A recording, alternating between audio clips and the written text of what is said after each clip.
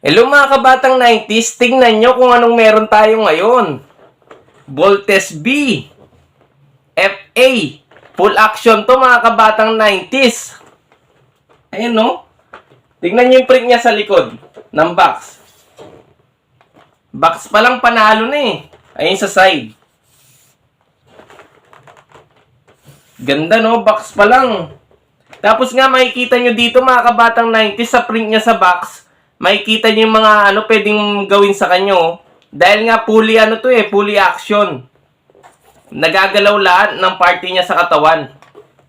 Ang pagkakaiba lang nito sa ibang Voltes 5 mga kabatang 90s, ito kasi hindi siya napag-iwalay. Hindi siya pwedeng yung mga mobile niya hindi pwedeng gawin. Check natin sa loob mga kabatang 90s.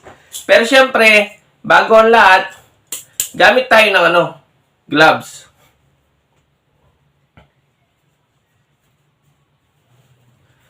Excited din ako eh. Hindi pa nakikita sa loob to eh.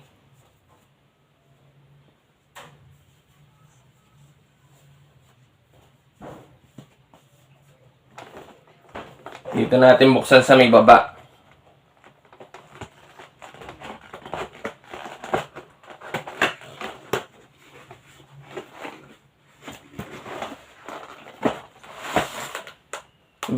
Bali, dalawang lalagyan siya mga kabatang 90s.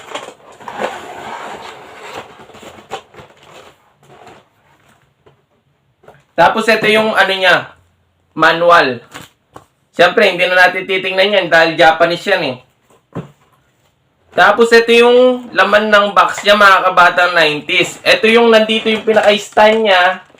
Tapos yung mga gamit nyo, yung mga sandata niya mga kabatang 90s at yung espada. Galing no? Ganda oh.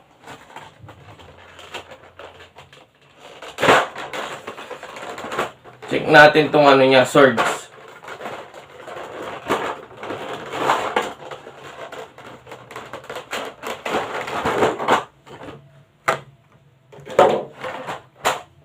Ito yung pinaka-swords niya mga kabatang 90s. Ganda no? Galing ng pagkakagawa oh.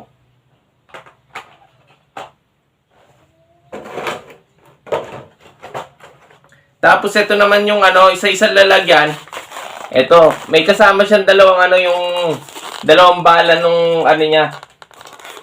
Electronic, ba yun? Electromagnetic. Tapos, ito si mismong Voltes 5. Check natin mga kabatang 90s.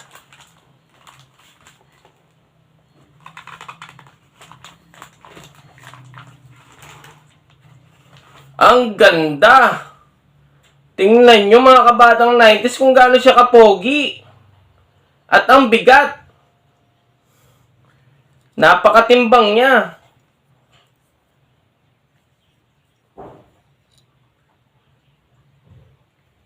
Galing no? Ang ganda. Yun nga lang, yung katulad na sinabi ko mga kabatang 90s, hindi siya napag-iwalay.